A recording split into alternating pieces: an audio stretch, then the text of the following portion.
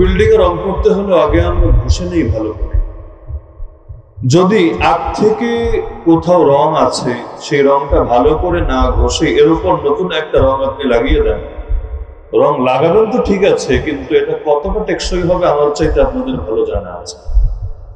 তো একজন মানুষের ভেতর যদি বিভিন্ন রোগ থাকে, সেই রোগের নাম জাহেলিয়াত হোক, সেই রোগের নাম কুফুর হোক, সেই রোগের নাম শিরিক হোক, সেই রোগের নাম বেদাত হোক, সেই রোগের নাম হারাম হোক, তার ভেতরে যদি আগ থেকে রোগ থাকে আর সেই রোগ ভেতরে রেখেই তার উপর অনেক সুন্দর দামি রঙের প্রলেপ দিয়ে দেওয়া হয়, তাহলে দেওয়া তো হবে, কিন্তু সেটা কতটা টিকবে, কতটা টেকসই হবে, এটা বড় চিন্তার বিষয় হয়ে দাঁড়াবে।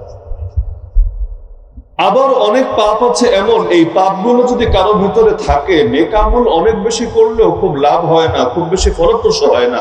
যেমন আল্লাহ রাসূল সাল্লাল্লাহু আলাইহি ওয়াসাল্লাম একদিন সাহাবীদেরকে জিজ্ঞেস করলেন, আচ্ছা বলো তো দেউলিয়া কে?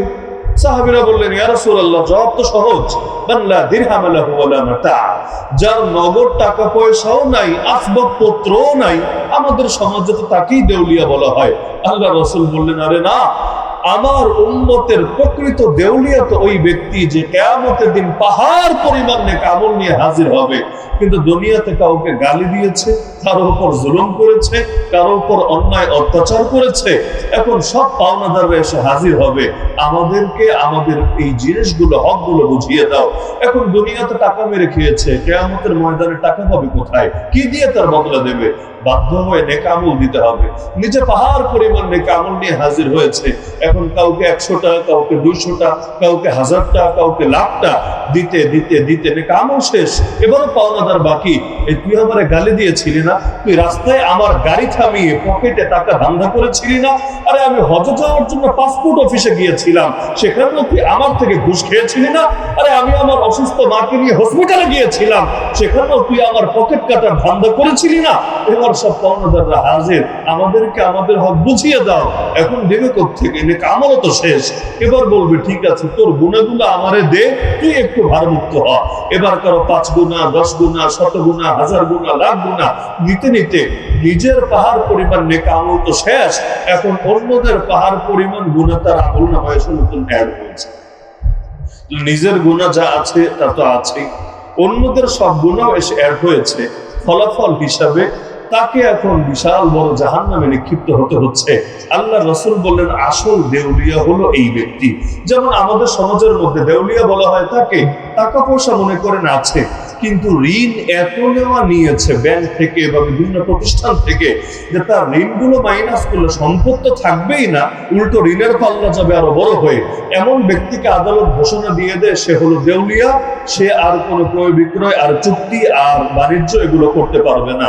তো এই উম্মতের মধ্যে দেউলিয়া ওই ব্যক্তি যে বিভিন্ন গুনাহের মধ্যে আছে, পাশাপাশি নেক আমল করতে করতে কপালে হয়তো দাগও ফেলে নিয়েছে। এই সমাজেও দেখেন না কত মানুষ জুলুম করে, 1 বছর 2 বছর না, 1 যুগ পার হয়ে যায়, তার জুলুম শেষ হয় না। জুলুম করতে করতে দীর্ঘদিন যাওয়ার পর যখন দেখে পাপে তো ধরে না, মানে আল্লাহ তো পাকড়াও করে না, তখন আলেম ওলামার সঙ্গে পর্যন্ত বেয়াদবি করতে দ্বিধা করে না। আলেমদের হাতে হাত করা পড়লেও বুক কাঁপে না, তাদেরকে বছরের পর বছর কারাগারে ফেলে রাখলেও ভেতরে কোনো ভয় হয় না। কিন্তু আবার ভাবতে ধরে এমন, তাহাজ্জুদ যেন কোনোদিনও মিস হয়। আরে তোমার সব তাহাজ্জুদ, সব ফজরের পরে সূরা ইয়াসিন তেলাওয়াত, আর যত তাসবিহ, তাহলিল, ইবাদত, হজ, উমরা আছে, এগুলো তো কিয়ামতের দিন সেই পাহাড় পরিমাণ নেক আমল হলো। কিন্তু এই যে এত এত পাওনাদার তৈরি করে দিলা জুলুম করে করে, কিয়ামতের দিন সেই পাওনাদাররা, সেই বড় বড় হুজুররা যখন গিয়ে ধরবে, কি রে এবার বুঝিয়ে দে আমাকে আমার পাওনা, দিবা কি দিয়ে? তখন তোমার তাহাজ্জুদের কি হবে আর তোমার ফজরের পরে ইয়াসিন তেলাওয়াত কি হবে? এমনকি আল্লাহ রাসূল সাল্লাল্লাহু আলাইহি ওয়াসাল্লাম বিভিন্ন গুনাহের নাম নিয়ে বলেছেন। যেমন একটা গুনাহ হলো হিংসা, যেটা হলো আমাদের জাতিগত একটা রোগ বলা যায়। এমন এক রোগ যেই রোগ থেকে খুব কম মানুষই মুক্ত হয়। ইন্নাল হাসাদ লা ইয়াকুলুল হাসানাত কামা তাকুলুন নারুল হাতাবা। আল্লাহ রাসূল সাল্লাল্লাহু আলাইহি ওয়াসাল্লাম বলেন, এই এক হিংসার দোষ যার ভেতরে থাকবে, এই রোগ যার ভেতরে থাকবে, তার নেক আমল যতই হোক, এই এক দোষই সেই নেক আমলকে পুড়িয়ে খাবে, এমন ভাবে খাবে যেভাবে আগুন লাকড়ি ফেলে সেই লাকড়িকে পুড়িয়ে ফেলবে।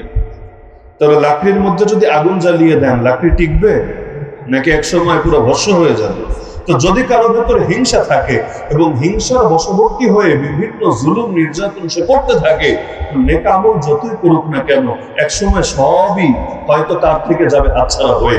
এজন্য একদিকে যেমন নেক আমলের মেহনত করা জরুরি, তার চাইতে আরো বেশি জরুরি হলো নিজের ভিতর থেকে দোষ ত্রুটিগুলোকে বের করা।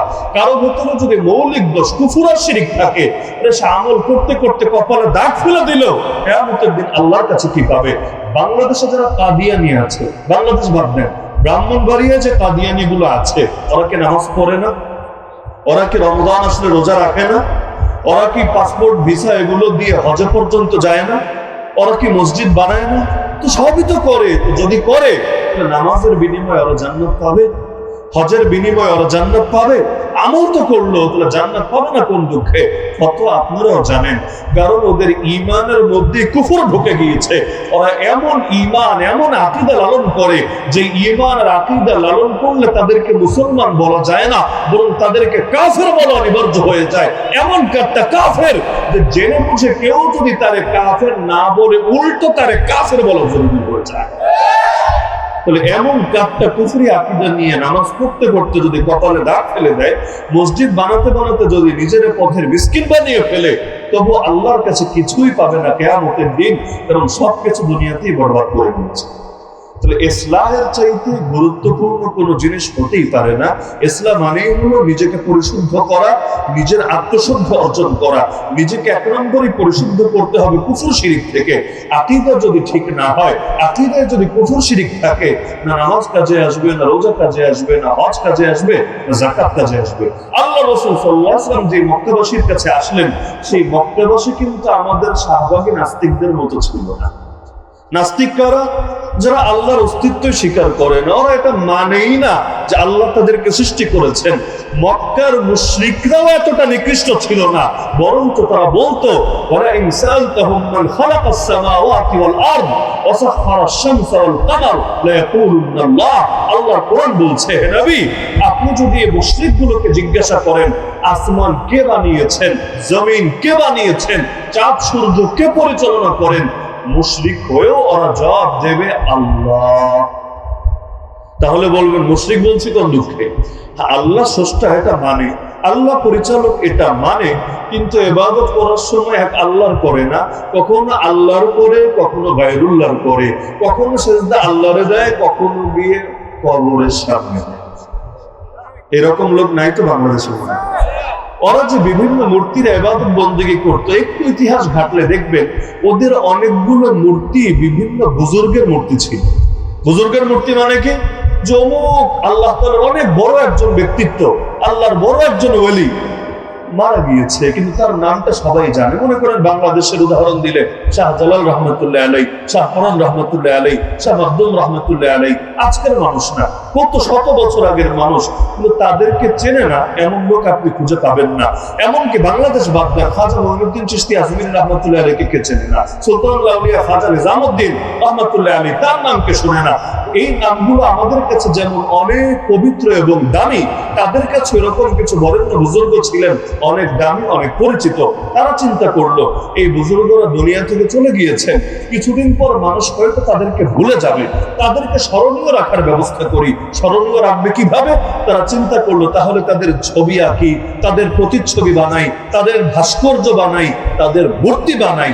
প্রথমে বানিয়েছিল এই নিয়তে যে এই মূর্তিগুলো, এই ভাস্কর্যগুলো থাকলে তাদের কথা স্মরণে আসবে, এরপর সেই স্মরণটা তারা ইবাদতের স্পৃহা যোগাবে। কিন্তু এক পর্যায়ে সেটাই ধীরে ধীরে অগ্রসর হতে হতে এই রূপে গিয়ে পৌঁছালো যে আমার মতো পাপি তাপি বান্দা আল্লাহরে ডাকলে আল্লাহ কি আমার ডাক শুনবে? যেমন মনে করেন আমি বাংলাদেশের সাধারণ একজন নাগরিক, আমি চাই প্রধানমন্ত্রীর সঙ্গে দেখা করতে, আমি চাই রাষ্ট্রপতির সঙ্গে দেখা করতে, আমি চাই প্রধান বিচারপতির সঙ্গে দেখা করতে। তারা কি আমার সঙ্গে দেখা করবে? তারা কি আমার কথা শোনার জন্য বসে আছে? তো তারাও ভাবতে শুরু করলো আল্লাহ তিনি তো রাজারও রাজা, সব রাজা যার গোলাম তিনি না আল্লাহ? আল্লাহ তো অনেক বিজি, অনেক ব্যস্ত। তাহলে আল্লাহরে আমি ডাকলে আল্লাহ কি আমার মতো পাপির ডাক শুনবে? আল্লাহ তো কত বড় বড় কাজে আছে, তাহলে আমার কি হবে? এবার তাদের মাথায় আসলো এই লোকগুলো তো আল্লাহর খাস লোক, তাহলে এই পিয়ন ধরি, ভায়া ধরি, মধ্যস্থতাকারী ধরি, এরাই আমাদেরকে আল্লাহ পর্যন্ত পৌঁছাবে। বাংলাদেশে কি হয়, বড় নেতা পর্যন্ত যেতে না পারলে পাতি নেতা ধরে না অনেকে। আরে ধরে গে না, পাতি নেতা কেন ধরে? মূল আকর্ষণ তো বড় নেতাকে নিয়ে, কিন্তু জানে বড় নেতা পর্যন্ত পৌঁছার দৌড় আমার নাই, এজন্য পাতি নেতা নিয়ে সন্তুষ্ট থাকে। তো তারা এদেরকে ধরলো যে আমরা এদেরকে খুশি করি, তাহলে আল্লাহর কাছে সুপারিশ করবে আমাদের জন্য। কোরআনে আল্লাহ জানিয়েছেন এই কথা। তারা বলতো মা না'বুদুহুম ইল্লা লিয়ুকাররিবুনা ইলাল্লাহি যুলফা, আমরা এদের ইবাদত করি মূলত এদের জন্য না, আমরা এই মূর্তিগুলোর ইবাদত করি, এই বুজুর্গদের ইবাদত করি যাতে করে তারা আমাদেরকে আল্লাহর নিকটে পৌঁছে দেয়। সুবহানাল্লাহ বলা উচিত না নাউযুবিল্লাহ? বাংলাদেশে অনেকে গিয়ে মাজারে বাচ্চা চায় না। ও বাবা, বাবা বিয়ে করেছি 12 বছর হয়ে গেল, একটা বাচ্চা দাও না।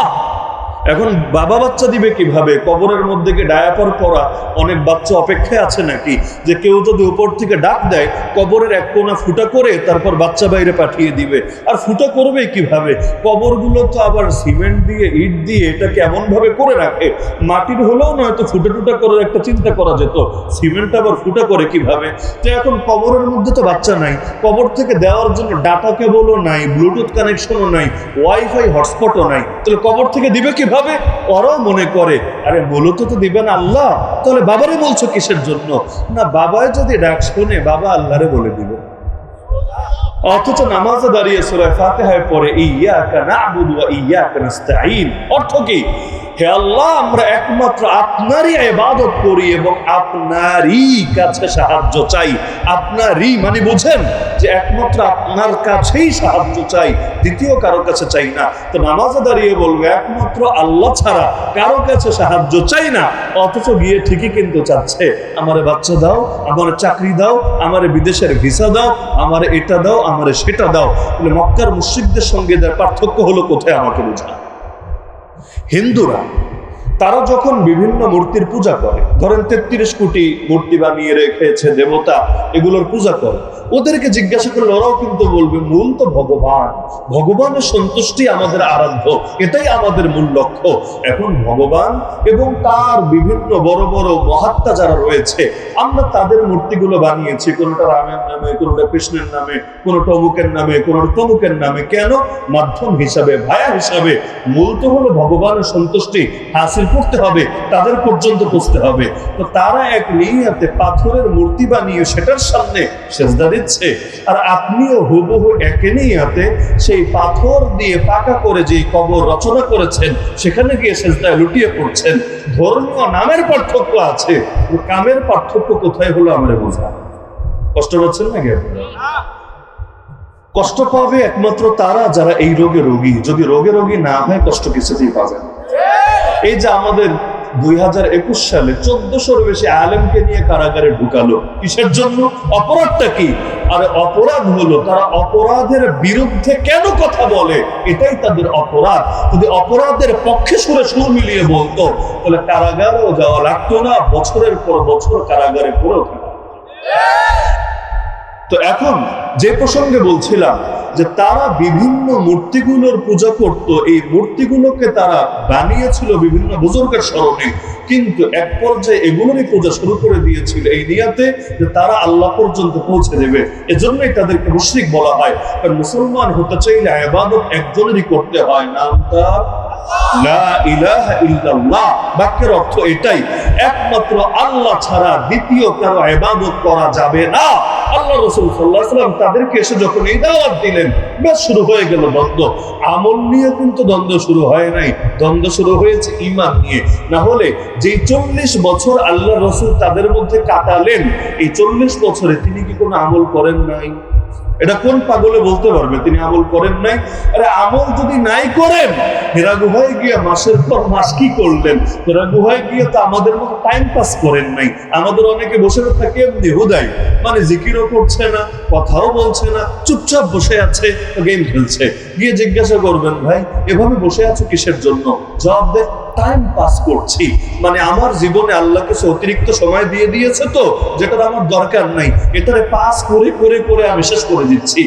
এইরকম বেকার অলস আইসা আমরা হতে পারি, কিন্তু আল্লাহ রাসূল সাল্লাল্লাহু আলাইহি ওয়াসাল্লাম তার একটা মুহূর্ত কখনো বেকার ছিল। 1 ঘন্টা বলি নাই, 1 মিনিট বলি নাই, 1 সেকেন্ড বলি নাই, একটা মুহূর্তে একটা পলকও তার কখনো বেকার যেত না। কানা ইয়াযকুরুল্লাহ আলা কুল্লি আহইয়ানিহি। আমরা যারা আয়েশা রাদিয়াল্লাহু আনহা বলেন, প্রতিটা মুহূর্তে আমার রাসূল ডুবে থাকতেন আল্লাহর জিকিরের মাঝে।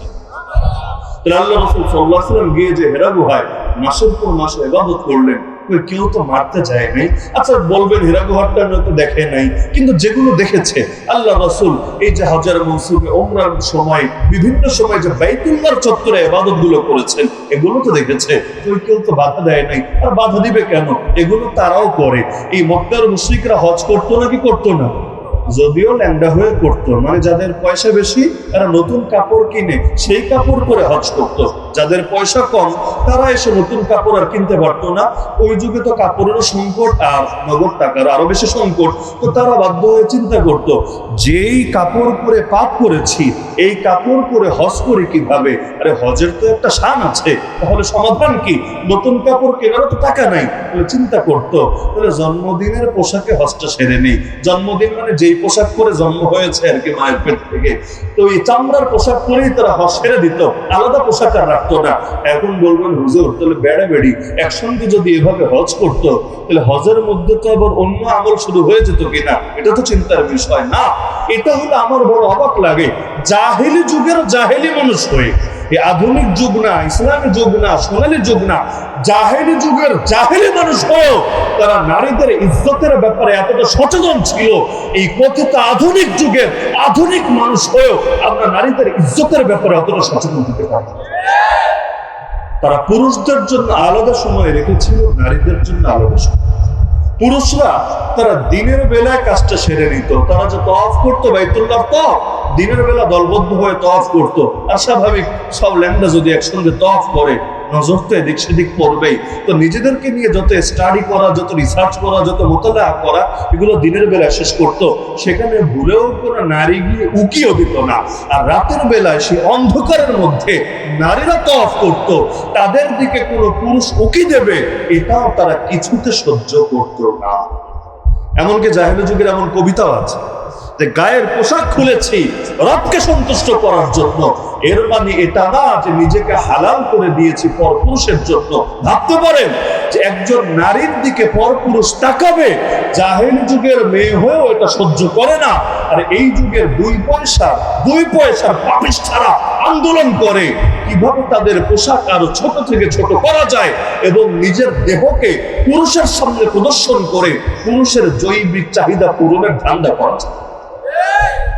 তোমার পোশাক ছোট হলে তোমার লাভ কি? লাভ তো পুরুষের। আকর্ষিত করছো তাকে, প্রলুব্ধ করছো তাকে, দিন শেষে ক্ষতি হবে তোমারই। কিন্তু এমন তো না যে তোমার দেহ আরেকজনে দেখলে তোমার পয়সা আসবে অ্যাকাউন্টে, এমনও তো না। অথবা তারা নির্বাচনে ভোট দিবে তোমাকে, তাও তো না। তাহলে নিজের দেহ প্রদর্শনের যে প্রতিযোগিতা শুরু হয়েছে এই যুগে, হজের সময় ল্যাংটা হয়ে হজ করার পরও এই লাইনে পবিত্রতা রক্ষা করতো সেই জাহেলি যুগের মানুষগুলো। বন্দেগী তারাও করতো। তারা দান সদকা করতো না, বাইতুল্লাহ নির্মাণের জন্য অর্থ ব্যয় করতো না, হাজীদেরকে জমজমের পানি পান করাতো না, অনেক আমল তো করতো। এমনকি আল্লাহ রাসূল সাল্লাল্লাহু আলাইহি ওয়াসাল্লাম সেই সময়ে যত কাজ আঞ্জাম দিয়েছেন, যেমন তিনি হিলফুল ফুজল গঠন করেছিলেন, একটা সামাজিক সংগঠন, সেবামূলক সংগঠন। তাহলে এই যে সামাজিক সেবামূলক সংগঠন করলেন, ওই আল্লাহ রাসূলের বিরুদ্ধে এ নিয়ে তো কোনো প্রতিবাদ হলো না, তার বিরুদ্ধে কেউ মাঠে ময়দানে নেমে আসলো না। তাহলে আমল তো আল্লাহ রাসূল করেছেন, ব্যক্তিগত আমলও করেছেন, আবার সামাজিক খেদমত সুলভ আমলও করেছেন। কিন্তু এগুলো নিয়ে 40 বছর পর্যন্ত কেউ তাকে গালি দেয় নাই, তার গায়ে হাত তুলে নাই। হঠাৎ কি এমন হলো, আপন পর হয়ে গেল, সবাই মিলে তাকে মারার জন্য একত্রিত হয়ে গেল। ওই জিনিসের নামই হলো লা ইলাহা ইল্লাল্লাহ। তারা এসে বিচার দেয় বারবার আবু তালেবের কাছে, যে কোনো সিরাতের কিতাব পড়লেই পাবেন। এসে বিচার দিত মুহাম্মদ আমাদের বাপ দাদাদের গালিগালাজ করে। নাউযুবিল্লাহ। আল্লাহ রাসূল সাল্লাল্লাহু আলাইহি ওয়াসাল্লাম জীবনে কখনো কাউকে গালি দিয়েছেন? এই যে বিচার, যা আমাদের বাপ দাদাদেরকে গালি গালাজ করে, মানেটা কি? আল্লাহ রাসূল তো জীবনে গালি দেনই নাই। তাহলে এই কথাটা আসলো কিসের পরিপ্রেক্ষিতে? তিনি যে বারবার এটা বলছেন যে শোনো, তোমাদের জন্য করণীয় হলো আল্লাহর নাজিল করা দ্বীন আর কোরআন শরীয়ত মেনে নেওয়া। তোমাদের বাপ দাদা কি করেছে সেটা দেখা না। কারণ আওয়ালাউ কানা আবাহুম লা ইয়াকিলুনা শাইআন ওয়া লা ইয়াহতাদুন, তোমাদের বাপ দাদার এই সহি আকলটাও ছিল না, সহি বিষয়টাও বুঝতো না, আর তারা হেদায়েতের উপর প্রতিষ্ঠিত ছিল না। সুতরাং বাপ দাদা কি করেছে এটা দেখতে যেও না, ইত্তাবিউ মা আনজালাল্লাহ, আল্লাহ কি নাজিল করেছেন সেটা দেখো। এটাকে বানিয়ে ফেলেছিল গালিগালাজ। যেমন বাংলাদেশে আলেমরা কয়েক বছর আগে, আপনাদের মনে থাকার কথা, তারা বললেন যে বাংলাদেশে এই যে মূর্তি দিয়ে সয়লাব হয়ে যাচ্ছে, যদিও মূর্তি নামে না, ভাস্কর্য নামে, এবং নির্মিত হচ্ছে চেতনার শিরোনামে, আর নির্মিত হচ্ছে বাপের টাকা দিয়ে না, নির্মিত হচ্ছে আমার আপনার মতো গরিব মানুষের অর্থ দিয়ে। যেই দেশের প্রতিটা মানুষ জন্ম হতে দেরি হয়, মাথা পিছু ঋণের দায়ে ঋণী হতে দেরি হয়। মানে আপনার বাচ্চা জন্ম নিবে, 1 সেকেন্ড পার হওয়ার আগে সেও ঋণী হয়ে গিয়েছে। প্রত্যেকের মাথা পিছু ঋণ একেবারে কম না, বিশাল অ্যামাউন্ট।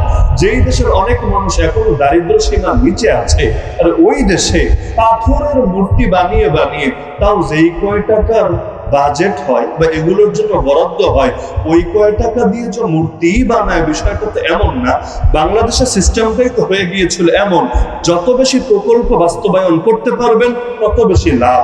আমার লাভ না, আপনার লাভ না, যারা এগুলোর সঙ্গে জড়িত তাদের লাভ। তো মূর্তির জন্য 100 টাকা বরাদ্দ হলে সর্বোচ্চ 60 টাকার মূর্তি নির্মিত হবে, বাকি 40 টাকা যাবে হাওয়া হয়ে।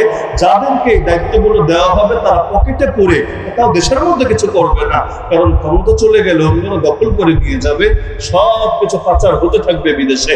এই যে জনগণের টাকা দিয়ে এই যে মূর্তিগুলো বানানো হচ্ছে, আলেমরা সতর্ক করে নাই কয়েক বছর আগে যে এর দ্বারা দুনিয়ারও কোনো ফায়দা হচ্ছে না, আর আখিরাতের ক্ষতি আর ক্ষতি আর ক্ষতি হচ্ছে। দুনিয়াতে কি ফায়দা? এর দ্বারা জনগণের ফায়দা, না রাষ্ট্রের ফায়দা, না রাজনীতির ফায়দা, না অর্থনীতির ফায়দা, না সৌন্দর্যের ফায়দা। সৌন্দর্যও কিন্তু বাড়ে না, কোনো লাইনে কোনো ফায়দা নাই, ফায়দা জিরো। আর অপরদিকে আখিরাতে তো ফায়দা নাই। উপরন্তু কিয়ামতের একদিন যেই কয়েকজন ভাস্কর্য বানানোর আইন করেছে, যেই কয়েকজন এই প্রকল্প বাস্তবায়ন করেছে, যেই কয়েকজন নিজেরা এই ভাস্কর্যগুলো নিজেদের হাতে অঙ্কন করেছে, আল্লাহ তাদেরকে বলবে তোদের দায়িত্ব হলো এগুলোর ভেতরে প্রাণ ঢুকে দিতে হবে। যতদিন দিবি না ততদিন জাহান্নাম থেকেও বের করব না। যেই মাত্র প্রাণ দিবি তোদেরকে বের করে জান্নাতে দিয়ে দেব। এবার কিভাবে প্রাণ দিবি তোরা চেষ্টা চালা দেখি। আরে দুনিয়ায় কার সামর্থ্য আছে এত এত ভাস্কর্যের ভেতরে নিয়ে প্রাণ ঢুকাবে? তাহলে প্রাণ যদি না ঢুকাতে পারে জাহান্নাম থেকে কিভাবে বের হবে? আপনারাই বাকিটা চিন্তা করেন। এই যে কথাগুলো বললো, এখন বলার কারণে কি হলো? মামলা হয়ে গেল অনেক হুজুরের বিরুদ্ধে। তারা রাষ্ট্রদ্রোহী, তারা মুক্তিযুদ্ধের চেতনা বিরোধী, তাদের ভেতরে দেশপ্রেম নাই। নাউযুবিল্লাহ মিন যালিক। গালি একটা দিয়ে দিলে কথা বলার পরিবেশ আর থাকে না। দেশপ্রেমের মানদণ্ড যেমন, দেশপ্রেমের ক্ষেত্রে আমি তো মনে করি যারা ঈমান আমল নিজেরাও ধারণ করে এবং মানুষকে ঈমান আমলের দাওয়াত দেয়, আল্লাহর কসম তাদের চাইতে বড় কোনো দেশপ্রেমিক হতেই পারে। কারণ ঈমান আমলের বরকতে আল্লাহ তাআলা আসমান থেকে রহমত বরকত নাযিল করেন, জমিন থেকে বরকতের দরজাগুলো আল্লাহ খুলে দেন। তো ঈমান আমলে যদি না থাকে বরকত এনে দিবে কে? আরে ভারতের হাতে কোনো বরকত নাই, চীনের হাতে কোনো বরকত নাই, আমেরিকার হাতে কোনো বরকত নাই, জাতিসংঘের হাতে কোনো বরকত নাই, কারো হাতে কোনো সুখ নাই, শান্তি নাই, কল্যাণ নাই, মুক্তি নাই, কিছুই নাই। সর্বময় ক্ষমতার মালিক একজনই, সবকিছু একজনেরই হাতে, নামটা।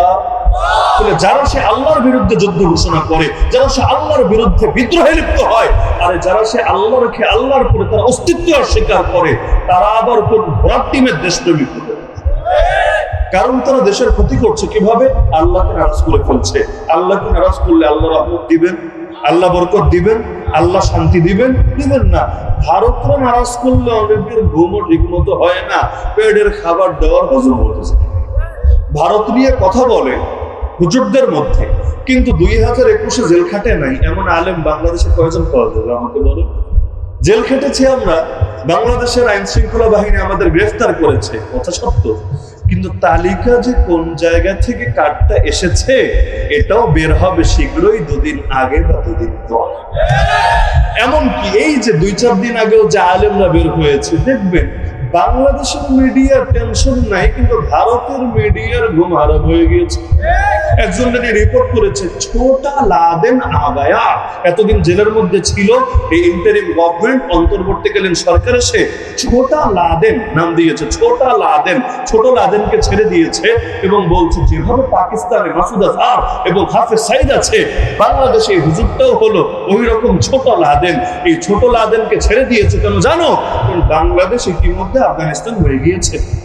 বাংলাদেশ আফগানিস্তান হয়েছে আমরা আপনারা জানি নাই, কিন্তু বেচারারা জেনে তাদের ঘুম হারাম হয়ে গিয়েছে। এত টেনশনে কেন জানেন না? কারণ তারা যে ভেতরে গিয়েছে, এই যাওয়ার পেছনে মূল কলকাঠি ওরাই হয়েছে। তালেম ওলামার বিরুদ্ধে ষড়যন্ত্র তো নতুন না, যার কারণে আমি নাম বলার দরকার নেই, একটা ইশারা দিলেই বুঝবেন। যখন বাংলাদেশে ভাস্কর্য বিরোধী আন্দোলন হলো, অনেক আলেম বিভিন্ন ঝামেলায় পড়েছে, কথা সহি, মামলা হয়েছে, অনেকটা মাহফিল করতে দেওয়া হয়নি। আপনাদের ব্রাহ্মণবাড়িয়ায় মাহফিল বন্ধ করা হয়েছিল, পরে আপনারা তো মাশাআল্লাহ বীরের জাতি, গিয়ে সেই ভৈরব থেকে একেবারে উদ্ধার করে রাত 1টার সময় এনে আপনারা মাহফিল করিয়েছেন। এটা তো ইতিহাসে স্বর্ণাক্ষরে লেখা থাকবে ইনশাআল্লাহ। বহুত হয়রানি হয়েছে, লেকিন বাস্তবতা এটা একজনও গ্রেফতার হয় নাই, বরঞ্চ এটা ওই কিছু হয়রানি করা, কিছু পেরেশান করা, মাহফিলে বাধা দেওয়া, এর মধ্যে সীমাবদ্ধ ছিল। অথচ বাংলাদেশের বিবেচনায় সেটা তাদের দৃষ্টিতে অনেক বড় পাপ ছিল, অনেক বড় অপরাধ ছিল, তাও গ্রেফতার করে নাই। কিন্তু এক দাদাবাবু দেশে আসলো, সেটা নিয়ে টুকটাক মারপিট হলো, এবং সেই মারপিট হতে দেরি, গ্রেফতার শুরু হতে দেরি না, বাংলাদেশের মাঠে ময়দানে প্রসিদ্ধ একজন আলেম গ্রেফতারি থেকে বাদ গেল না। তার মানেটা কি একটাবার চিন্তা করেন না?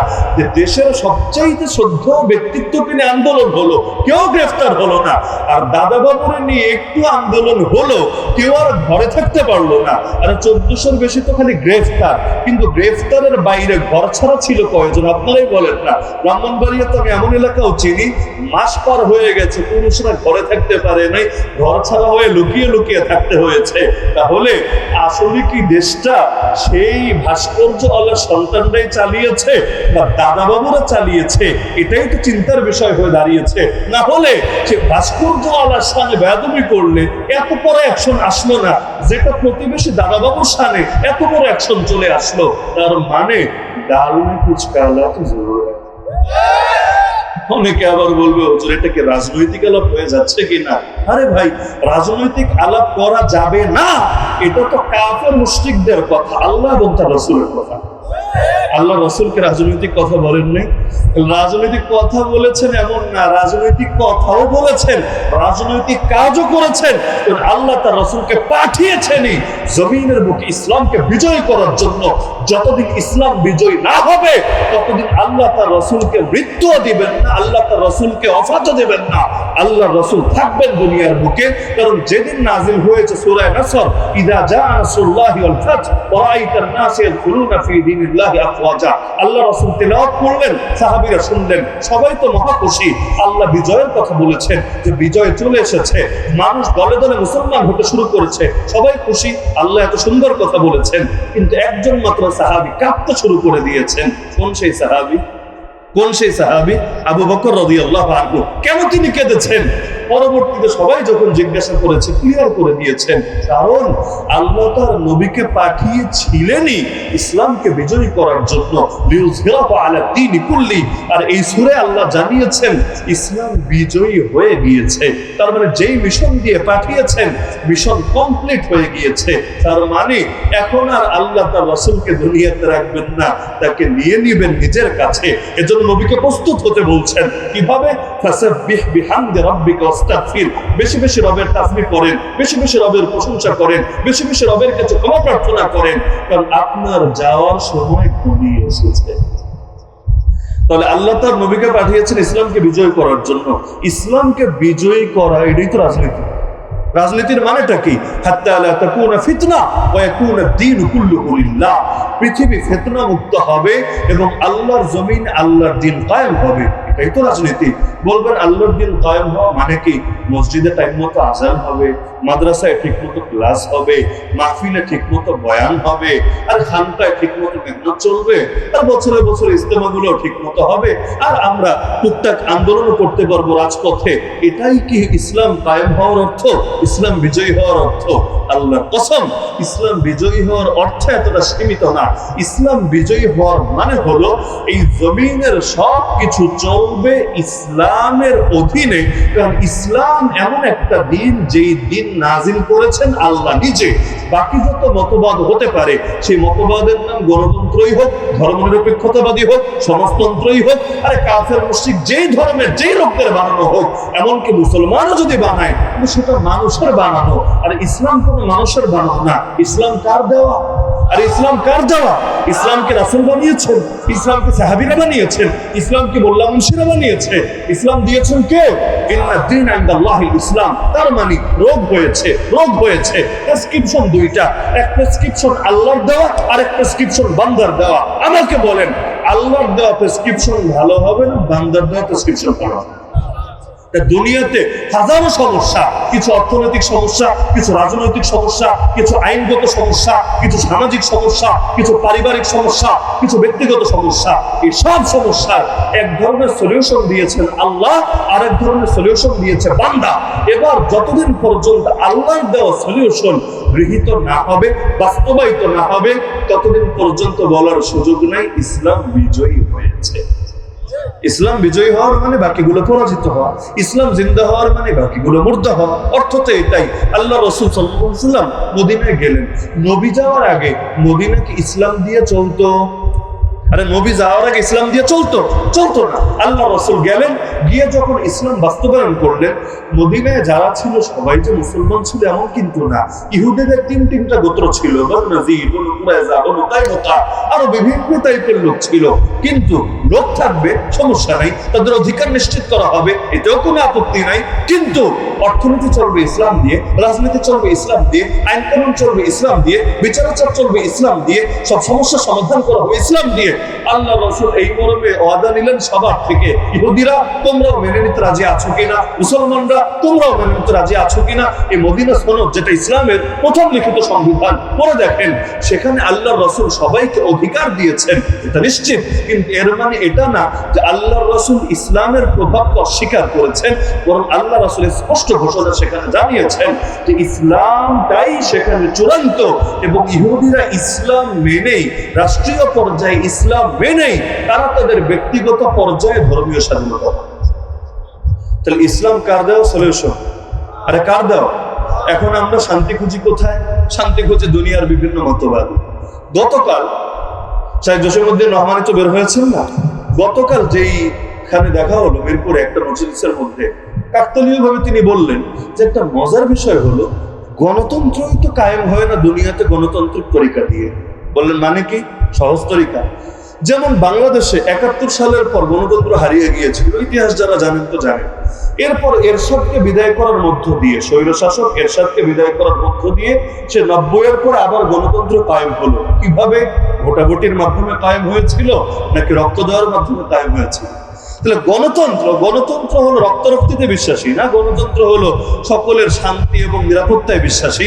তো সেই গণতন্ত্র বাংলাদেশেও ফিরাতে হলো, তো গণতান্ত্রিক তরিকায় সম্ভব হলো না, বরঞ্চ রক্ত দিয়েই আবার গণতন্ত্রকে উদ্ধার করতে হলো। আবারও গণতন্ত্র চুরি হয়ে গেল। সেই চুরি হওয়ার পরে, হাতছাড়া হওয়ার পরে, এই ২০২৪-এ এসে গণতান্ত্রিক তরিকা দিয়ে কিন্তু গণতন্ত্র ফেরে নাই, বরং আবারও রক্ত দিয়ে গণতন্ত্র ফিরানো হলো। এমনকি দুনিয়ার যেই সমস্ত দেশে প্রথম গণতন্ত্র কায়েম হয়েছে, সে ফ্রান্স অথবা আমেরিকা, ওই জাতীয় দেশের কথাই ধরেন, প্রথমবার রক্ত দিয়ে কিন্তু সেই গণতন্ত্রকে কায়েম করতে হয়েছে। গণতন্ত্র নিজেই তো গণতান্ত্রিক নীতি ঠিক রাখতে পারে না, প্রথমে গণতন্ত্র কায়েমের ক্ষেত্রে ইসলাম কায়েম হবে। আর ইসলাম কায়েম করতে গেলে যদি কোথাও পচে যাওয়া অঙ্গের অপারেশন করা হয়, সেটা নিয়ে মানুষ এত হইচই করে কোন পক্ষে? আল্লাহ রাসূল সাল্লাল্লাহু আলাইহি ওয়াসাল্লাম ইসলাম কায়েম করেছেন, আবু জাহেলের অপারেশন করা লাগেনি, আবু লাহাবের অপারেশন করা লাগেনি, উতবা সাইবার অপারেশন করা লাগে নাই। কেন অপারেশন করেছেন? তাদের এজন্য করেছেন যেগুলো ভাইরাসে পরিণত হয়ে গিয়েছে। ইসলাম কখনো বলে নাই সব কাফেরদের ধরে ধরে আখেরাতে পাঠায় দাও, ওদেরকে পার্সেল হিসাবে বা বিকাশে সেন্ট মানির মতো করে এই সেন্ট পিপল করে এগুলোকে আখেরাতে পাঠিয়ে দাও, এটা বলে নাই। কোরআন বলেছে ফাকাতিলু আইম্মাতাল কুফর, কোরআন বলেছে ওয়াকাতিলুহুম হাত্তা লা তাকুনা ফিতনা। যারা ভাইরাস, যারা নেতৃত্ব দেয়, যারা ইসলামকে দূর করে দিতে চায়, নিজেদের মুখের ফুৎকারে আল্লাহ নূরকে নিভিয়ে দিতে চায়, তাদেরকে যতদিন পর্যন্ত নিধন না করা হয় ততদিন পর্যন্ত তারা ইসলামকে বিজয়ী হতে দেয় না। কিভাবে দিবে দেখেন না? ইসলামের কথা বললেই যদি জেল খাটা লাগে, ইসলামের কাজ করলে কি হবে আপনি চিন্তা করুন।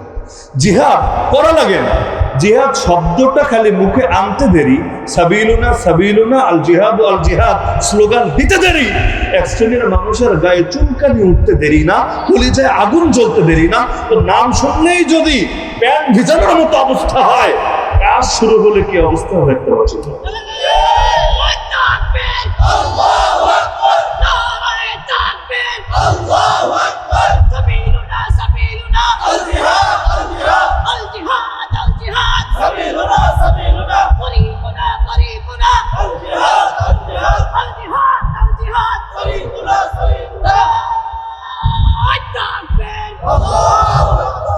তো ইসলাম মানে এই কথাটা মাথায় রাখতে হবে। ইসলামের প্রথম কথাই হলো আগে দোষ ত্রুটি রোগ ব্যাধি দূর করতে হবে, এরপর ঘষাঘষি শেষ হওয়ার পর এর উপর সুন্দর প্রলেপ এবং আকর্ষণীয় দামি রং লাগিয়ে দিতে হবে।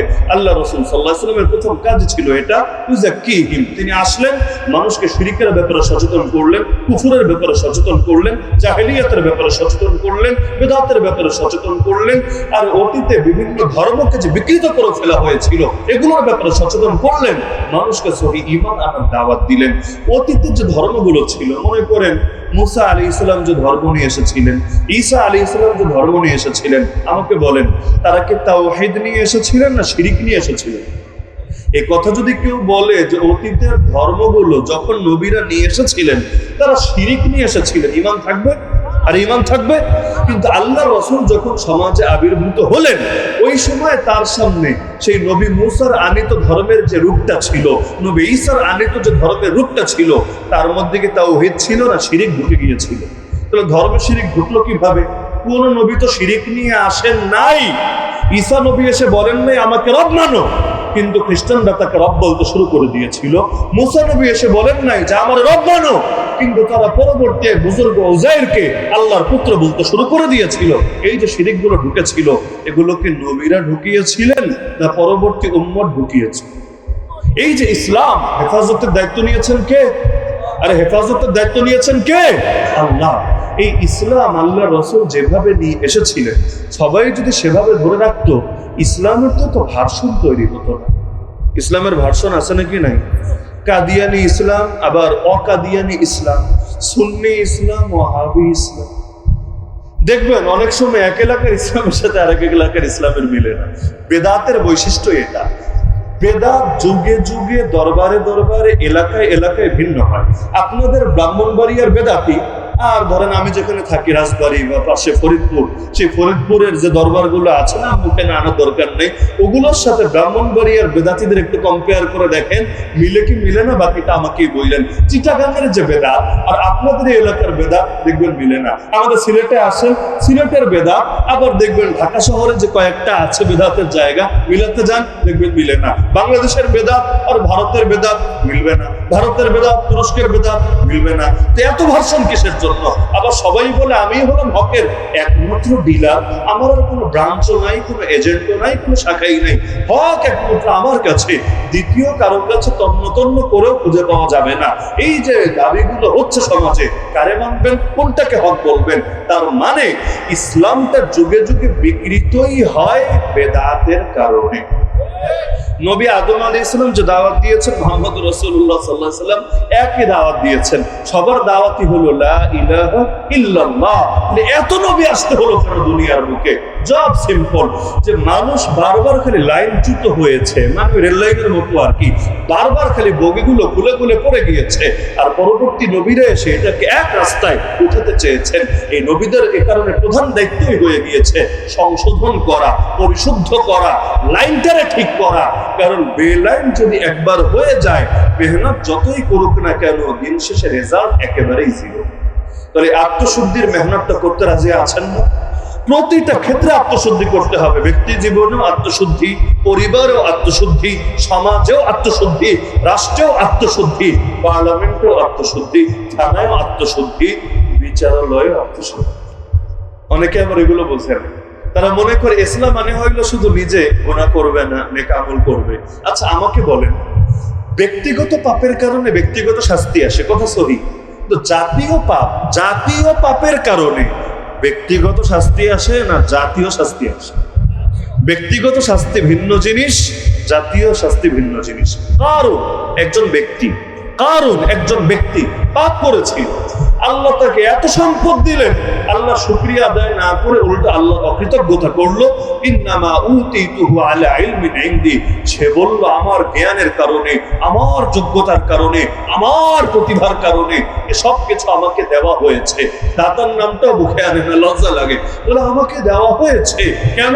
আমার জ্ঞানের কারণে, যোগ্যতার কারণে, প্রতিভার কারণে। নাউযুবিল্লাহ। অথচ আল্লাহ দেন একমাত্র তার দয়ার কারণে। আল্লাহ জান্নাতীকে যে জান্নাত দিবেন, এটাও জান্নাতের প্রাপ্য না, এটাও আল্লাহর দয়া, আল্লাহর মায়া, আল্লাহর ভালোবাসা। আর আল্লাহ জাহান্নামীকে যে জাহান্নামে ফেলবেন, এটাও আল্লাহর জুলুম না, অত্যাচার না, অবিচার না, বরং সেটা আল্লাহর ইনসাফ, আল্লাহর ন্যায় বিচার। জান্নাতে যাওয়া এটা ন্যায় বিচার না, এটা অনুগ্রহ। আর জাহান্নামে যাওয়া এটা হলো ন্যায় বিচার। আকীদাটা মাথায় গেঁথে রাখবেন। আর আকিদাতুত তাহাওয়িয়া কিতাব খুললে আকিদার বিবরণ পেয়ে যাবেন। যে প্রসঙ্গে বলছিলাম, যে এখন প্রতিটা ক্ষেত্রে আত্মশুদ্ধি নিশ্চিত করা এটা হলো জরুরি। না হলে কারণ ব্যক্তি পাপ করেছে, ভালো কথা, আল্লাহ আযাব দিলেন কাকে? গোটা সমাজকে না, বরং সেই ব্যক্তিকে।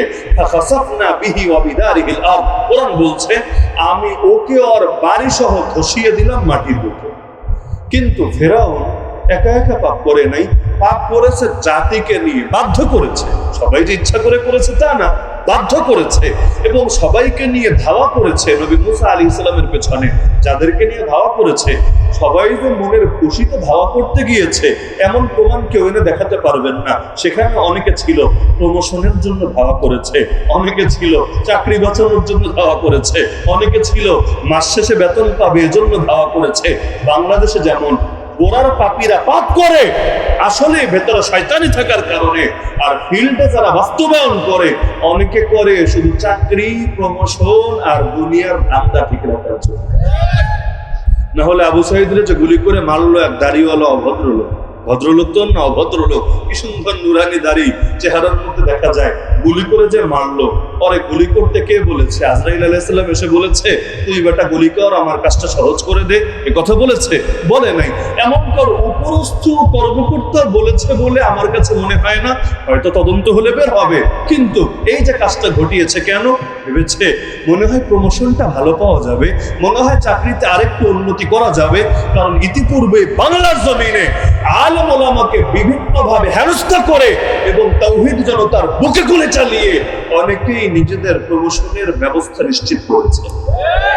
পাপীকে পাপের পর যদি তিরস্কার না করে পুরস্কার দেওয়া হয়, সেটা অন্যদের জন্য পাপের দরজা খুলবে, এটা স্বাভাবিক। যে কোনো ক্ষেত্রে এক আবু সাঈদকে হত্যা করা হলো, তাকে দেখে লক্ষ আবু সাঈদ কিন্তু তৈরি হয়ে গেল। ভালোর লাইনে যেমন একজনকে দেখে লক্ষ জন তৈরি হয়, মন্দের লাইনেও এক হাউন আঙ্কেলকে দেখে বহুত হাউন আঙ্কেলও তৈরি হয়। সব জায়গায় এই কাজগুলো চলতে থাকে। তো কারণ পাপ করেছিল, আল্লাহ তাকে ধসিয়ে দিলেন। ফেরাউন গোটা বাহিনী নিয়ে চলে গিয়েছিল, আল্লাহ এক ফেরাউনকে তো চবিয়ে মেরেছেন, বাকিগুলোর নিরাপদে বাড়ি ফিরিয়ে এনেছেন, নাকি সবগুলোরই চবিয়ে মেরেছেন? ফেরাউন মরেছে, সঙ্গে সাঙ্গ পাঙ্গ আর বাহিনীর যত সদস্য ছিল, এখন প্রমোশনের জন্যই যাক, বেতনের জন্যই যাক, চাকরি বাঁচানোর জন্যই যাক, ওরাও মরেছে। পাপ যদি হয় জাতীয় ভাবে, তাহলে পাপ থেকে তওবা করতে হয় জাতীয় ভাবে। যদি বৃষ্টি না হয়, অনেকদিন ধরে বৃষ্টি হচ্ছে না, পানির সংকট দেখা দিচ্ছে, এমন সময় হুজুররা একটা নামাজ পড়তে বলে না? কি নামাজ? জুম্মার নামাজ, ঈদের নামাজ, কি নামাজ? ইস্তিসকার নামাজ, বৃষ্টি প্রার্থনার নামাজ। এই বৃষ্টি প্রার্থনার নামাজ কিভাবে পড়ে? ঘরের দরজা জানালা বন্ধ করে, একা একা লুকিয়ে লুকিয়ে, একা একা যায় নামাজ বিছিয়ে বিছিয়ে না, কিভাবে? সবাই মিলে খালি ময়দানে একসাথে এসে, আবার বৃদ্ধ বনিতা সবাই যখন কাঁদতে শুরু করে আল্লাহর কাছে। আর এই আধুনিক যুগে তো এই ইউটিউবের কল্যাণও তো অনেকে দেখার কথা, যে সেখানে বসে দোয়া করতে দেরি, বাড়িতেও ফিরতে পারে না, তার আগে আলহামদুলিল্লাহ রহমতের বৃষ্টি শুরু হয়েছে। সবাই কান্নাকাটি করতে হলো, একা একা না করে। এর কারণ কি? পাপ হয়েছে জাতিগত ভাবে, তওবা তো করতে হবে জাতিগত ভাবে। কারণ জাতীয় পাপের কারণে জাতীয় গজব আসে, ব্যক্তিগত পাপের কারণে ব্যক্তিগত গজব আসে। বাংলাদেশে পাপ এখন জাতীয় হয়ে গেছে। কয়টা পাপ দেখবেন আপনি? যেমন সুদের পাপ। সুদের পাপ কি এখন আর ব্যক্তিগত পর্যায়ে আছে, যে 10 জন ব্যক্তি, 100 জন ব্যক্তি, লাখ ব্যক্তি? না রে ভাই, বাংলাদেশের অর্থনীতি তো চলে সুদের উপর। এই দেশের অর্থনীতি নিয়ে যাদের ন্যূনতম জানাশোনা পড়াশোনা আছে, আমার এই কথাকে পারলে খণ্ডন করেন, চ্যালেঞ্জ করুন আমাকে, যে না হুজুর, এই দেশে সুদের উপর অর্থনীতি চলে না, এগুলো আপনাদের ব্রেইন ওয়াশ হয়েছে, ভুল ধারণা। আরে আল্লাহর কসম, এই দেশের অর্থনীতিটার মেরুদণ্ডই বানিয়ে রাখা হয়েছে সুদকে। সুদ খাওয়া ভালো না খারাপ? সুদ খাওয়া তো নিজের আপন মায়ের সাথে জিনা করার চাইতে নিকৃষ্ট। যে সুদ খায়, যে দেয়, ওদের বিরুদ্ধে তো আল্লাহ যুদ্ধের ঘোষণা দিয়ে রেখেছেন কোরআনের মধ্যে। তাহলে এই যে এত নিকৃষ্ট পাপ যদি জাতিগত ভাবে চলে, আযাব তো আসবে 1-2 জন ব্যক্তির উপরে, তাই না? বেপরদা, বেহায়া, অশ্লীলতা, এগুলো কি এখন বাংলাদেশের ব্যক্তিগত পাপ না জাতীয় পাপ? যতই বয়ান দেন নারীরা পর্দা করো, বোরকা পরো, কিন্তু পতিতালয় যে এখনো খোলা আছে বাংলাদেশে, এগুলোর কি হবে? যতদিন পর্যন্ত এই দেশ থেকে পতিতালয়গুলো একেবারে পতিতালয়ের প্রতিটা ইটও না খুলে ফেলা হবে, ততদিন পর্যন্ত আল্লাহর গজব থেকে নিশ্চিত হবেন কি? এই যে কয়টা পতিতালয় আছে, কিছু নামে কিছু বেনামে। বেনামে মানে কি? যতগুলো আবাসিক হোটেল আছে, হোটেল ব্যবসায়ীরা খেপের নামে, যতগুলো আবাসিক হোটেল আছে। আচ্ছা, এ কথাকে অস্বীকার করতে পারবে যে হোটেল ব্যবসাটা বলতে গেলে তাদের বড় লাভই টিকে আছে এই জিনার উপর। তাহলে এগুলো তো একরকম পতিতালয়, এগুলো বেনামি পতিতালয়, আর কিছু আছে লাইসেন্স প্রাপ্ত নামের উপরে প্রতিষ্ঠিত পতিতালয়। এই পতিতালয়, মদের বার, আরো যত আকাম কুকাম চলে জাতীয় ভাবে, এগুলোকে ব্যক্তিগত তওবার দ্বারা সমাধান হবে না জাতীয় তওবা লাগবে? তাহলে ইসলাম মনে করে না আমি ইসলাম হইতে হইতে উল্টায় ফেলাইলাম, জামানার হাসান বসরি হয়ে গেল। এমন বড় বুজুর্গ যে আপনারা একটু পর পর দেখেন আমি 100 হাত উপরে উঠে যাই, কখনো আকাশে উঠতে থাকি, কখনো পানির উপর দিয়ে পায়ে হেঁটে যেতে থাকি, আরো কত আজীব আজীব কারিশমা প্রকাশ পাচ্ছে আমার থেকে, কিন্তু গোটা জাতি পাপে ডুবে আছে। এখন যদি গজব আসে, আসমান থেকেই আসুক আর জমিন থেকে আসুক, তাহলে তো আমারে ফেরেশতারা নিয়ে জান্নাতে আলাদা করে ঢুকিয়ে দিয়ে এরপর সবাইরে মেরে মরে শেষ করে আবার আমারে ডাউনলোড করে নিয়ে আসবে, নাকি সবার উপরে গজব আসলে আমারও বড় লাগবে? তাহলে কি বুঝলেন? ইসলাম খালি ব্যক্তির করলে হবে না, সমাজেরও করা লাগবে। আজকাল তো এই বাস্তবতাটাই মানুষ মানতে চায় না। আমরা যদি ইসলামী খেলাফতের কথা বলি, এই খেলাফত শব্দ শুনলেও ভয় লাগে না? লাগে নাকি? আরে খেলাফত শব্দ শুনলে কাফিরের জ্বলতে পারে, মুশরিকের জ্বলতে পারে, নাস্তিক বেঈমানের জ্বলতে পারে। কোন মুসলমান যদি খেলাফত শব্দ শুনলে তেলে বেগুনে জ্বলে ওঠে, বুঝতে হবে ও মুসলিম নামের কলঙ্ক থাকে ছোড়া। খেলাফত আমাদের ঈমান, খেলাফত আমাদের শান, খেলাফত আমাদের মান। এই খেলাফত ছাড়া কোন তন্ত্র মন্ত্র, কোন বাদ মতবাদ, কোন তরিকা দিয়ে মুক্তি আসবে না, আসা সম্ভব না। মুসলমান যদি মনে করেন, মুসলমানদের উদাহরণ দিলাম, মুসলমান হলো একটা ট্রেন চলে না 2 চাকার উপরে, মানে তার দুইটা করে চাকা থাকে। আমাদের এক চাকা হলো আল্লাহর হুকুম, আর এক চাকা হলো রাসূলুল্লাহ সাল্লাল্লাহু আলাইহি ওয়াসাল্লামের তরিকা। আল্লাহর হুকুম আর রাসূলের তরিকা, আল্লাহর হুকুম আর রাসূলের তরিকা। যেমন আল্লাহ বলেছেন আকিমুস সালাহ, বান্দা যথাযথভাবে নামাজ পড়। কিভাবে পড়বো? তরিকা কিন্তু নিতে হবে রাসূলের থেকে। রাসূল বলেছেন সাল্লু কামা রাআইতুমুনি উসাল্লি, আমাকে যেভাবে নামাজ পড়তে দেখো ঠিক সেভাবে তোমরা নামাজ পড়ো। আল্লাহ বলেছেন ওয়ালিল্লাহি আলান নাসি হিজ্জুল বাইতি মান ইসতাতা ইলাইহি সাবিলা, যাদের সামর্থ্য আছে তাদের জন্য বাইতুল্লাহ গিয়ে হজ করা ফরজ। হুকুম কার? আল্লাহ। এখন তরিকা কি হবে? নবী বলেছেন খুযু আন্নী মানাসিকাকুম, আমার থেকে শেখো তোমাদের হজের পদ্ধতি। তাহলে সব ক্ষেত্রেই হুকুম হবে কার? আর হুকুম হবে কার? দিন, দিন কায়েম করো, আল্লাহর জমিনে দিন প্রতিষ্ঠা করো। হুকুম দিয়েছেন কে? তরিকা নিতে হবে আব্রাহাম লিঙ্কনের থেকে, মাও সেতুমের থেকে, কার্ল মার্কস থেকে, লেনিন থেকে, অথবা যার ভাস্কর্য দিয়ে বাংলাদেশ সয়লাভ হয়ে গিয়েছে তার। তরিকা নিতে হবে কার থেকে? মুহাম্মাদুর রাসূলুল্লাহ, সবাই বলেন সাল্লাল্লাহু আলাইহি ওয়াসাল্লাম। কেউ যদি বলে হুজুর এগুলো তো সেকেলে তরিকা, আমরা তো আধুনিক, এগুলো তো ১৫০০ বছর আগের পুরনো, আমি বলবো আরে পাগল, তুই কতটা আধুনিক? আল্লাহর নবীর তরিকা সর্বাধুনিক। সর্বাধুনিক বুঝেন? আধুনিক বেশি আপডেট না সর্বাধুনিক বেশি আপডেট? মাত্র তো ২০২৪, যদি দুনিয়াতে ৩০২৪ও আসবে কিনা আল্লাহ ভালো জানে, অত লম্বা আশা করে লাভ নেই।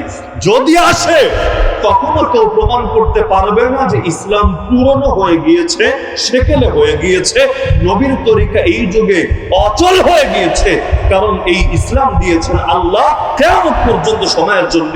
সুতরাং কিয়ামতের ১ সেকেন্ড আগেও ইসলাম কিছুতেই এক্সপায়ার ডেট হবে না, হওয়া সম্ভব। ২০২৪ হয়েছে তাতে কি? আল্লাহর তরিকা ছাড়া কোনো মুক্তি পাওয়া যাবে না।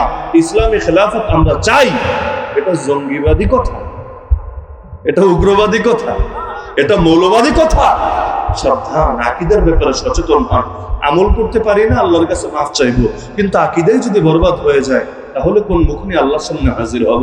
নবীকে দেখি নাই দুনিয়াতে, তাতে কি? নবীর উপরে আকীদায় আমাদের কোনো বেশকম নাই। সাহাবীরা নবীর ব্যাপারে যে আকীদা রাখতেন, আমরা হুবহু একই আকীদা রাখি, ভিন্ন আকীদা রাখার কোনো সুযোগ নাই। একইভাবে ইসলামের খেলাফত আমরা দেখি নাই, আবু বকর দেখি নাই, ওমর দেখি নাই, ওসমান দেখি নাই, আলী দেখি নাই, হাসান দেখি নাই রাদিয়াল্লাহু আনহুম আজমাইন, তাতে কি? দেখলেও যে আকীদা রাখতাম, দেখি নাই, এখন একে। তাহলে আমরা ইসলামের খেলাফত চাই, এটা উগ্রবাদী কথা? আরে এটা উগ্রবাদী কথা। আমি অবাক হয়ে যাই, বাংলাদেশে নাস্তিক নাস্তিকতার কথা বলতে পারবে, শাহবাগী শাহবাগিত্বের কথা বলতে পারবে, সেকুলার সেকুলারিজমের কথা বলতে পারবে, লিবারাল লিবারালিজমের কথা বলতে পারবে, আরে মানব ধর্মে বিশ্বাসী যারা তারা সেই কথিত হিউম্যানিজমের কথা বলতে পারবে, নারীবাদী ফেমিনিস্টরা সেই নারীবাদ ফেমিনিজমের কথা বলতে পারবে, কাদিয়ান ধর্মের কথা বলতে পারবে, হিজবুত তাওহীদের কথা বলতে পারবে, উগ্র হিন্দুত্ববাদীরা হিন্দুত্ববাদের কথা বলতে পারবে। আর আমাদের আলেম উলামারা কোরআনের শাসনের কথা বললে তাদের টুটি চেপে ধরা হবে। এই বৈষম্য যতদিন বাংলাদেশ থেকে দূর না করা হবে, ততদিন পর্যন্ত কিছুতেই স্বাধীনতা পরিপূর্ণ হবে না।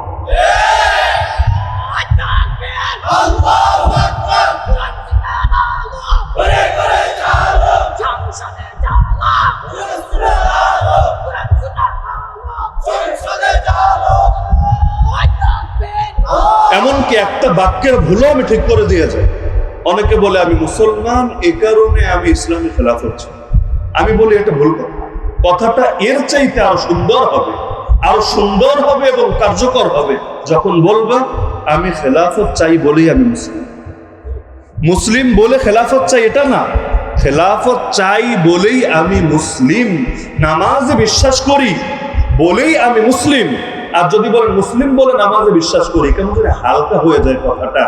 মুসলিম বলে হজে বিশ্বাস করি, হালকা হয়ে যায়। মুসলিম বলে আল্লাহতে বিশ্বাস করি, হালকা হয়ে যায়। আরে ভাই, আল্লাহতে বিশ্বাস করি বলেই মুসলিম, রাসূলে বিশ্বাস করি বলেই মুসলিম, নামাজে বিশ্বাস করি বলেই মুসলিম, হজে বিশ্বাস করি বলেই মুসলিম, খেলাফতে বিশ্বাস করি বলেই মুসলিম। যে খেলাফতে বিশ্বাস করে না, তার নিজেকে মুসলিম দাবি করে করব। তাহলে ইসলামের ইসলাম মানে সংশোধনটা খালি এক জায়গায় করলে হবে না, সব জায়গায় করতে হবে। মাথার চিকিৎসা ভালোই করলেন, দাঁতের চিকিৎসা করলেন, খুব আরামে ঘুমাতে পারবেন, তাই না? মাথা থেকে পা সব ঠিক রাখা লাগবে। যখন যেখানে ব্যথা ওঠে তখন মনে হয় এর চাইতে গুরুত্বপূর্ণ আর কিছু হতে পারে না। তো সুতরাং প্যাডে ব্যথা নিয়েও টেনশন লাগবে, মাথা ব্যথা নিয়েও টেনশন লাগবে, পায়ের ব্যথা হলে হাঁটবেন কিভাবে, আর যদি ওই জায়গা মতো সমস্যা হয় বিয়ে শাদী বা করবেন কিভাবে, মাথা থেকে পা সব ঠিক রাখা লাগবে। এক জায়গা ঠিক রাখলে আরেক জায়গার গুরুত্ব কমে যাবে এমন না।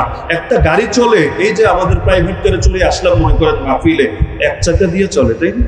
2 চাকা, 3 চাকা, নাকি 4টা চাকা, আবার অতিরিক্ত একটা চাকা আমাদের পেছনে রাখা থাকে কেন?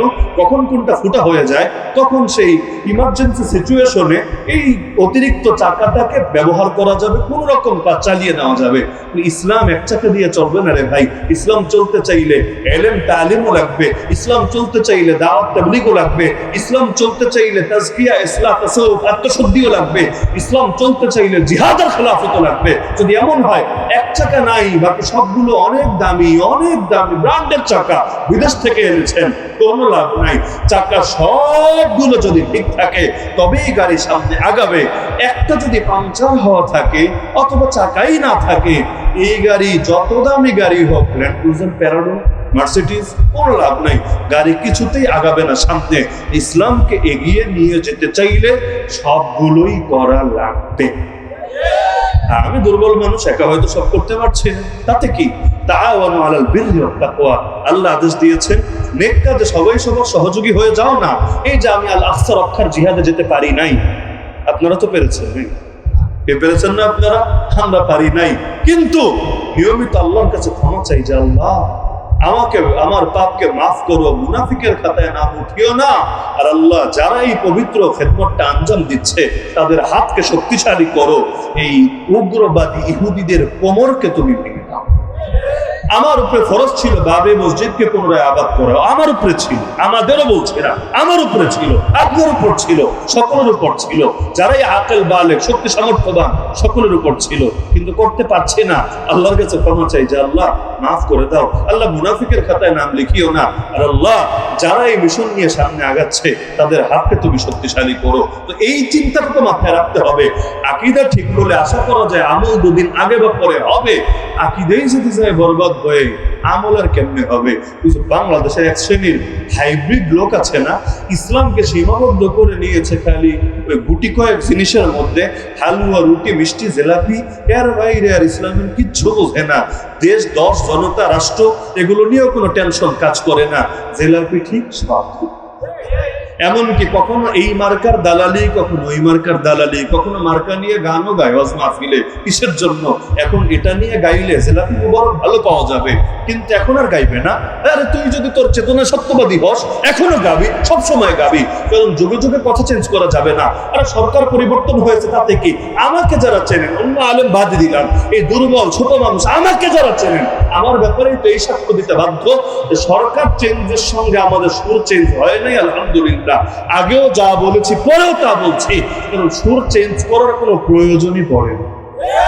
কারণ আগে এমন উল্টাপাল্টা বলি নাই যে নতুন করে থুক দিয়ে আবার এখন ব্যাকে যেতে হবে, ইউটার্ন নিতে হবে। আগে যা বলে জেল খেটেছি এখনো তাই বলছি আলহামদুলিল্লাহ, এবং মৃত্যু পর্যন্ত তাই বলে যাব। তো সুতরাং সুর পাল্টানো লাগে কাদের? যারা আগে দালালি করেছে, পদলেহন করেছে এক মার্কা, এখন করবে আরেক মার্কা। কিসের জন্য? দল পরিবর্তনের হিড়িক। অনেক দল তারা ফরমান জারি করছে যে একেবারে কেন্দ্রীয় আদেশ ছাড়া, বড় নেতাদের আদেশ ছাড়া করে দলেই নিও না। আদেশ জারি করে নাই। কিসের জন্য? কারণ দেখা যাচ্ছে দুদিন আগে যারা ছিল ওই মার্কার, তারা এখন এসে ঢুকে যাচ্ছে এই মার্কায়। কিসের জন্য? বুঝেছে যে হাওয়া এখন ওদের অনুকূলে, আগামীতে ওরাই আসবে, তাহলে আগে ভাগে দলে ঢুকি, এটাই কল্যাণকর হবে। এজন্য একেবারে ঢোকার পথই বন্ধ করে দিতে হচ্ছে, যে কেন্দ্রীয় নির্বাহী আদেশ ছাড়া এভাবে দলে ঢুকিও না, না হলে বিশৃঙ্খলা হবে, মুশকিল হবে। যারা নিজেদের আদর্শ বানিয়েছে জেলাপিকে, তারা এভাবে খালি দালালি করতে পারে। সুতরাং জিলাপির আদর্শ বানায় না, আদর্শ বানান পূর্ণাঙ্গ ইসলামকে। আমাদেরকে ইসলামের পক্ষে থাকতে হবেই হবে, সুদিনেও থাকতে হবে, দুর্দিনেও থাকতে হবে। জিহাদের কথা বলে জেলে যাওয়া লাগলেও থাকতে হবে, জিহাদের কথা বলে ফাঁসির কাষ্ঠে যাওয়া লাগলেও থাকতে হবে। সে মুফতি আমিন রহমতুল্লাহ আলাইহি বলে গিয়েছিলেন না, ফাঁসির কাষ্ঠে যদি আমাকে ঝুলানো হয় তখন আমি কোরআনের কথা বলেই যাব আর বলেই যাব। তো সুদিনেও বলতে হবে, দুর্দিনেও বলতে হবে, তারই একমাত্র খাঁটি মুসলিম বলা হবে। তাহলে ইসলাহের জন্য রেডি আছেন তো ইনশাআল্লাহ? কি খালি ব্যক্তিগত ইসলাহ? ব্যক্তি ইসলাহ লাগবে, পরিবারের ইসলাহ লাগবে, সমাজের ইসলাহ লাগবে, রাষ্ট্রের ইসলাহ লাগবে। যার যেটা সামর্থ্য আছে পিছিয়ে থাকবেন না। এই যে বাংলাদেশে তো বেপরদা মেয়ে অনেক কমেছে না আগের চাইতে? এর কমেছে, 1000 গুণ বেড়েছে, প্রতিদিন বাড়ছে। এই যে এত মেয়ে বেপরদা হারে বেড়েছে, ওদের তো কোনো বাপ নাই, আসমান ফুটা হয়ে নাজিল হয়েছে। বাপ আছে কিনা? আচ্ছা, বাপ বড় ভাই আছে কিনা? চাচা আছে কিনা, দাদা আছে কিনা, ময়মুরব্বী আছে কিনা, এলাকাবাসী আছে কিনা। যদি এত অভিভাবক থাকে এক একটা মায়ের, তাহলে ওই রাত 3টার সময় আমরা দেখি ছেলেদের পেছনে মোটরসাইকেলে উঠে সেই রকম স্পিড রাস্তা কাঁপিয়ে বেড়াচ্ছে। ওদের বাপ থাকার দ্বারা কি লাভটা হলো এসব? ইসলাম যদি করতে চান, এমন মানুষও আছে, এটা কেউ গায়ে লাগায়েন না, এমন মানুষও আছে 5 ওয়াক্ত নামাজের 1 ওয়াক্ত মিস হয় না, কিন্তু তার বউ একদিনও বছরে পড়বে। কিসের ইসলাম কায়েম করে রাষ্ট্রকে ঠিক করে ফেলবেন আপনি? ঘরে তো ঠিক করতে পারলেন না। আল্লাহ বলে দিয়েছিলেন নিজেরাও বাঁচাও আগুন থেকে, ফ্যামিলিকেও বাঁচাও আগুন থেকে। এজন্য এটা মাথায় রাখতে হবে যে যার যতটুকু সামর্থ্য আছে, সামর্থ্যে কমতি করা যাবে না। সামর্থ্যের বাইরে, সাধ্যের বাইরে বোঝা আল্লাহ চাপান না। আর যতটুকু সাধ্য আছে এখানে ছাড়ও দেন না। কুল্লুকুম রাইন ওয়া কুল্লুকুম মাসউলুন আন রাইয়াতিহি।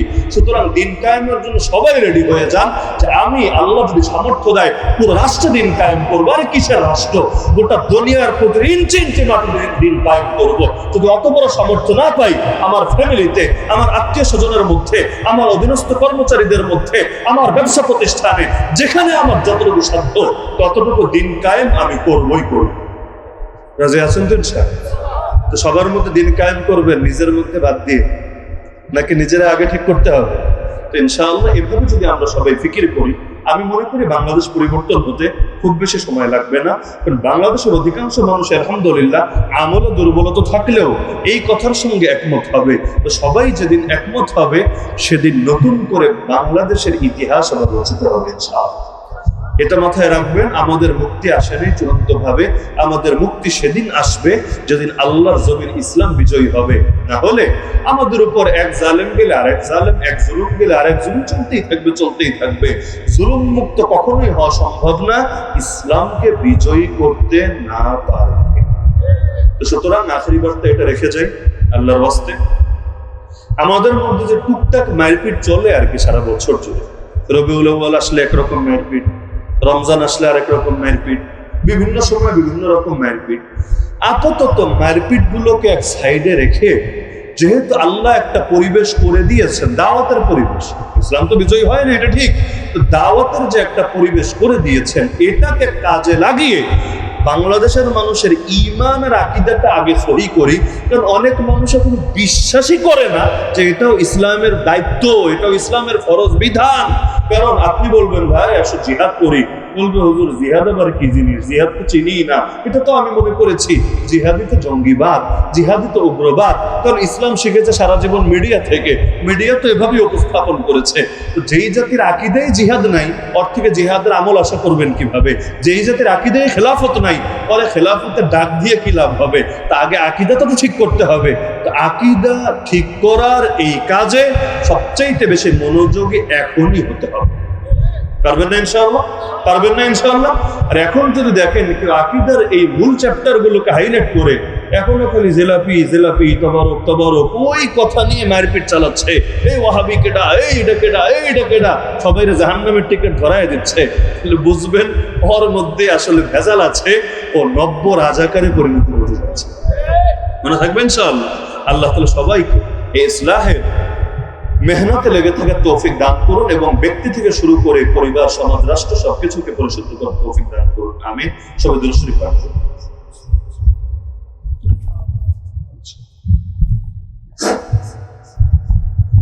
আলহামদুলিল্লাহ, শেখ আমাদেরকে সময়ের সবচেয়ে গুরুত্বপূর্ণ কথাগুলো শুনিয়েছেন।